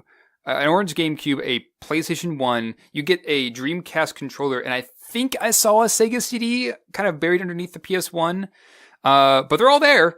And I had to pause it and looked and see what else they had there. And and a Super Famicom is there off on the right side of the screen as well. I noticed that it's something very small that I just haven't noticed. And I guess just one can make the connection. One can even say that there is great detail just in general with this movie. And I'll even say that, there is some great detail with how things are just kind of made in this movie. But this is one of those instances where I'm just like, oh, that's kind of interesting. Yeah, those are cool Easter eggs to look for when watching the movie. Right. And once again, you probably not even notice it your first few times watching it. And maybe that's just due to the fact that the subtitles do cover up most of it. Because I only noticed it when the subtitles changed and there was a brief moment when it was blank on the bottom of the screen. I saw the GameCube and I was like, wait a minute. Of course, if you're not watching it with subtitles, then it's not really that big of a deal. So, yeah, all of my subtitles were completely shut off. Even, I don't know, were there subtitles when it would show their Japanese script and would it translate that to English sometimes? Yeah. Mine didn't, so I missed all Really? of it. Yeah. Huh. Interesting. I don't feel like I missed anything, but I was like, I have no idea what they're saying. Yeah. I mean, okay, I guess the only thing you're really missing, Mitsuha did write her name on his arm at one point, and he and Taki wrote in her notebook, "Who are you?" This is something that you wouldn't have ever picked up on. Other than that, nothing too much that I guess you would have missed. That I guess I would deem important, more or less. So okay, yeah. Now, did you watch it in Japanese or in English? I just watched it in English. Okay, I did get to see it with the Japanese dub, and For my own personal opinion, I'm going to go ahead and say that the English dub is better. There seems to be a bit more emotion in the voices. That's not to say that either one is bad. I wouldn't even say that the Japanese is that bad, but I feel like I get a bit more emotion out of the English voices. Which, to be fair, this is Funimation, so you typically have a pretty good English dub. This is a very good dub, in my own opinion. So if you want to watch, if you're looking for one or the other, I would say that you really could go for either one. Japanese or English dub, they both work out just fine. I think I have the Japanese dub with me, but I do want to see what I think. So I'm not saying I'm going to just rewatch the whole entire movie just to hear the Japanese dub, but I did want to hear some of it. Same with Akira, and see how those compared. Yeah, like I said, it's a pretty dang good English dub. So if you are one that likes to have English dub, then I would say it's totally fine to watch it. A lot of people are usually pretty big fans of the Japanese dub with English subs. It's usually just how it is, kind of die hard. In this case, they're both pretty much the same. There really isn't, you're really not missing much from one or the other. Yeah, I guess usually I'm pretty much an originalist. I want to always hear it in Japanese, and I don't mind subtitles at all. I'm pretty much used to it by now. It works really well for me. But there are some English dubs that are really great and are preferable. Like I was watching Erased, preferred that in Japanese. The English was weird. But then with Cowboy Bebop, it's like universally held that the English is better than the Japanese. Right, yeah. Most of the time, the Japanese dub is typically better. There are only a few exceptions where that isn't true. Bebop is one of those where the English dub is rather superior. I tried watching it in the Japanese dub, and maybe that's just due to the fact that I'm just used to hearing it in English. It's weird because the voices are slightly different as well. That's so funny. That's so funny because I watched the entire series only in Japanese originally. Right. So I do kind of want to go through some time and just watch it all in Japanese, so I can give a actual criticism or not of it, or actually give authentic ideas of what I think of it. So, Alan, what is your rating and recommendation for Your Name? It's kind of funny because when I first watched Your Name, I really did enjoy it. And maybe that was just due to the fact that I thought I understood things, when in reality, I guess I didn't. Because watching it a second and third time, I begin to pick up on a lot of criticisms, and it's hard for me to give it an 8 now. No, I'll start with the good stuff first. It does look very pretty, and it is still very gorgeous to look at. And once again, one of the reasons why I'm so able to come back and watch it again is because it does look very, very good. Although I would much prefer Akira's style, this is nothing that I would say can detract from it to a terrible amount. The art style, although very modern, is still very good, even though I would much consider the Akira style kind of older-ish, to be much more personal, I guess you could say. And the voice acting pretty much is fine for the most part, especially either from English or as much as I can tell from Japanese. It's all relatively good all the way around. My problem comes with the story. It just feels like it's just so over the top that it's so over the top and so complex and so confusing, especially there towards the end, especially after subsequent rewatches, the impact is almost completely lost because there is just so much to get through. That's not to say that there isn't something there. There is still substance here, but I feel like the substance went more towards the aesthetic of the movie than it did trying to tell, I guess, a story. That's not to say the story isn't there, because it is, but it feels like if they tightened the story up, it made it even a bit more personal, made it a bit more simpler, followed the rule of less is more. This could have been a much heavier movie with a much greater impact. But from my own personal perspective, there are just a lot of things that go into it that make it feel like there's a lot of convenience here. At the same time, there are a lot of plot points that don't make a lot of sense. At the same time there as well, I don't feel like I'm learning a terrible amount from this movie. That's not to say it's a good experience, because in some sense it is, and it would be really cool to see this in the theater, although I don't know how possible that would be. it still just kind of leaves me empty. And I think that's one of the things that held me back from giving it a higher score when I first watched it, is at the end of the day, I just kind of felt empty.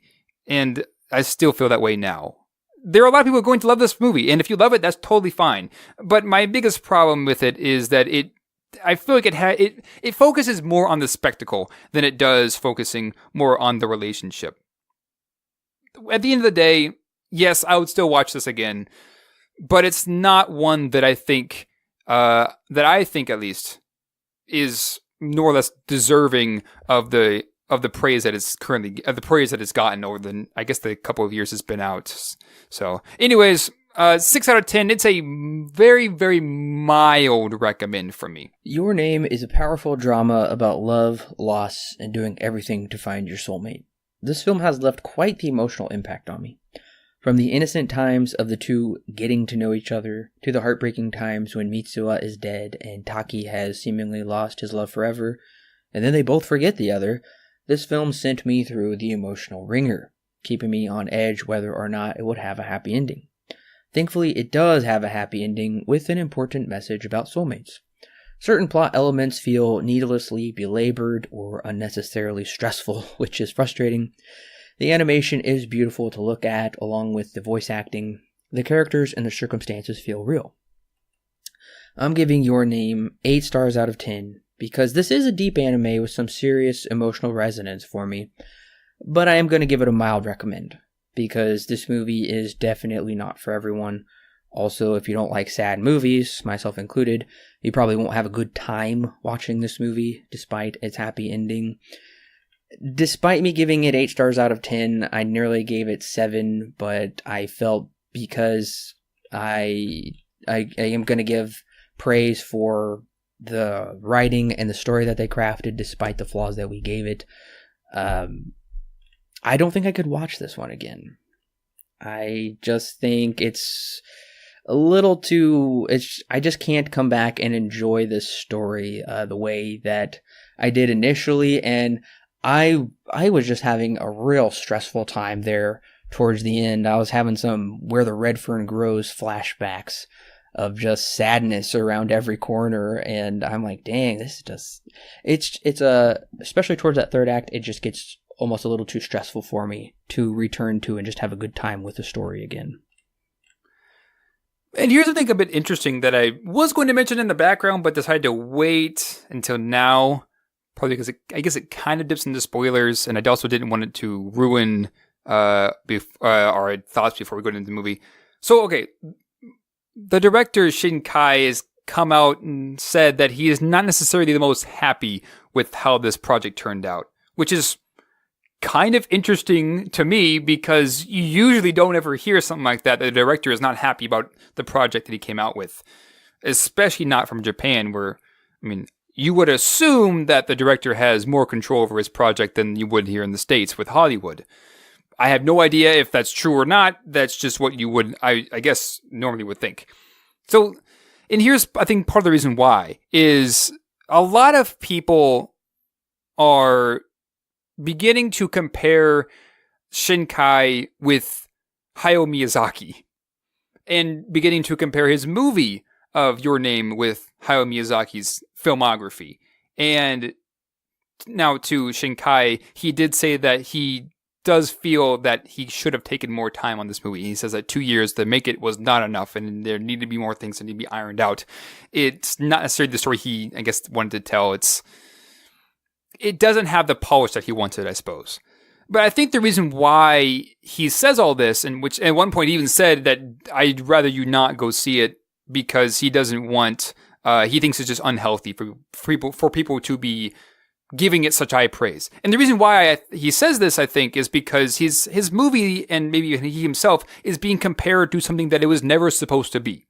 Because Your Name is no Hayao Miyazaki film. I think it's very evident that it's not.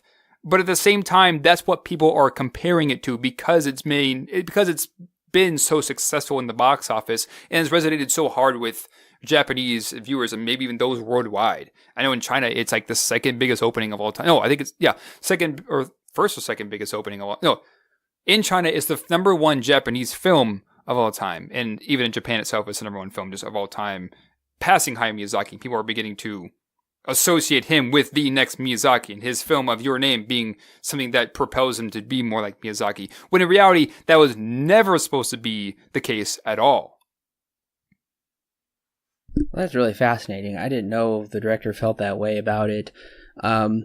Yeah, I guess I was kind of thinking that as well with a movie that received this much acclaim, and also I would say has, for the most part, a well-written story. It's very creative, and I do like the creativity of it, and I'm like, yeah, he's a director to watch now that Miyazaki has, for the most part, kind of retired and left his legacy on Japan. Regardless, whatever this director says, he is a director to watch to see what he will do with his upcoming projects. I'm hoping he kind of does something a little different, though, because I haven't seen any of his other films, but I looked at his previous works, and they all seem to have a bit of a similar vibe to them as Your Name does, at least. I can't say that for certain, but just judging by the plot descriptions and the titles, I'm like, okay, so you kind of like this plot of desperate people longing for someone and something that they can't have. Maybe they'll get it, maybe they won't, I don't know. I would be interested to watch his other movies, though, so I would like to do that eventually and see what else he has to do. But I do know that J.J. Abrams and Bad Robot, his production company, bought the rights for a live adaptation here in America of Your Name. This was announced probably about a year ago now. And so I'm sure they're at least probably starting production on it, if not now, then soon. So we very well may be coming back to review a live action Your Name, which I don't know, but maybe this could be a good thing. Maybe they'll bring Motoko Shinkai on and he can do what he kind of wanted with it, kind of help out a bit. I don't know. Yeah, Now, with Akira, I can totally understand why they really even shouldn't make an American adaptation of that. Now, this one, I guess I can see where they could make it a bit more American. It would be interesting. It would be interesting to see what they do. I don't know how excited I am for it, though. I'm not excited. Yeah, just due to the fact of what we've seen before with American adaptations of anime, they don't tend to work out very well. At all in any instance. So maybe this will be the one, but I doubt it because it's J.J. Abrams that's coming on and he's done a lot of like Star Wars and Star Trek, and it doesn't feel like it's a project for him. But then again, he may not be the one who's directing it. It could be somebody else who just has the rights for it for Bad Robot because he owns that company. It'd be interesting to see, but I don't know if it should be done. It seems like America likes to buy stuff that is popular in other places in the world and make it Americanized. We'll see where it goes. If it goes anywhere, who knows if it'll go anywhere. Hopefully, if they do, Shinkai does come on and has some kind of input on it. It'll be interesting to see where the production goes with this. I'm not sure how excited I am for it, though. Well, I guess the reason that I say I'm not excited is because I personally always feel that remakes are pretty much a waste of time. They're fairly needless because the story has already been told. The only time I can be okay with a remake usually is if it's more so a reimagining, where it's a very different film and they're kind of wanting to take some of that story and do their own thing with it. That's completely fine, but if it's just like, hey, we're just going to make it live action, and it's like, well, really, then what's the point? Just to waste our time, and I don't know. The movie's already there. We don't need a remake, but maybe I will eat my words and we'll come back and review it and it'll be awesome and all of our wants and problems will be completely fixed and it'll be better than this one. I don't know, but once again, it's probably just because this movie is so critically acclaimed and it's IMDb number 79. They're like, oh my gosh, have to make a live action one, have to make a remake. So we'll see. We'll keep you updated if we revive this and come back for that movie. I don't know. But once again, listeners, thank you for joining us on our mini anime retrospective where we looked at a anime classic, Akira from 1988, and then more of a recently critically acclaimed anime film as well. We did a pretty good amount of anime this year, including Ghost in the Shell, earlier this year. So I was glad we also got to do live action and anime and kind of give you a variety of different genres and different film medium styles we got to review. So next week, we will be coming back with Humphrey Bogart, a classic. Is it Treasure of the Sierra Madre? I sure hope so. Yes, it is. Oh, I'm gonna save my thoughts, but one of my favorite Humphrey Bogart movies. I'm just saying that now. So we'll see. I'm really excited. Alan, have you seen it before? I have not. This will be my first time seeing it. Oh, I man. guess, yeah, I think I mentioned this at the beginning of the podcast. The only one that I have seen of this is Casablanca before we began doing this review or this retrospective. So, yeah, first time seeing Treasure of the Sierra Madre.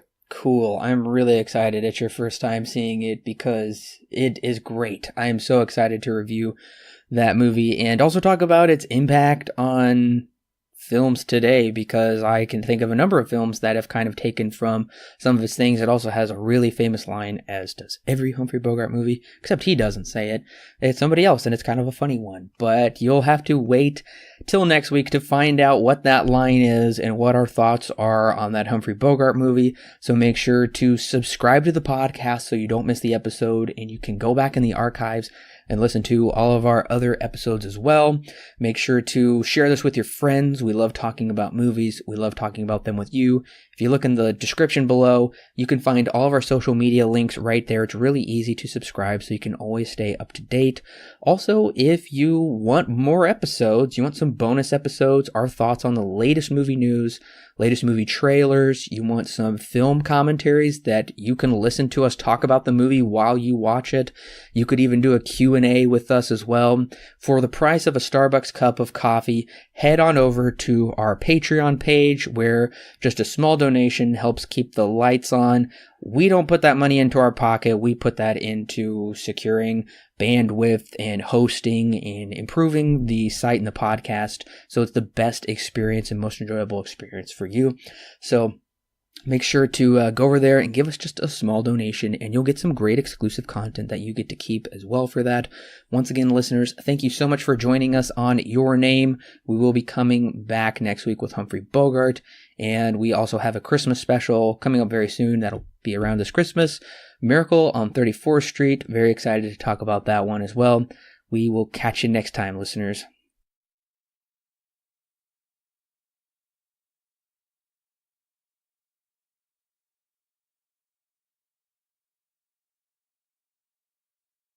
That's really not that clear, and yeah, that's not emotionally satisfying for me.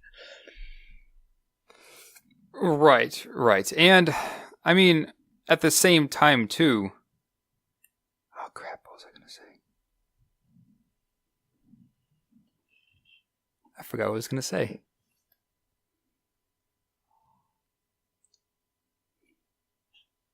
Well, anyways, I guess we can move on. I forget. If I remember it, I'll come back to it. Well, the movie surprises me because they jump ahead 5 years later, and I really wasn't expecting that. And I feel like we get... this is probably almost, it feels like about the last 15 minutes of the movie, including credits. To me, it feels really long, this whole last 5 years here. I was expecting them to wrap it up a bit more, but a lot of, I'm always feeling... This feeling consumes me ever since the comet hit, that I'm missing someone, that I'm missing something. And this gets a little cliche with this whole, like, I'm missing my long lost love. And they even say, like, unrequited love. And I get it. Okay, it takes forever for them to figure it out. But the one thing that I was going to say is... I completely forgot to. Shoot, no, I had it.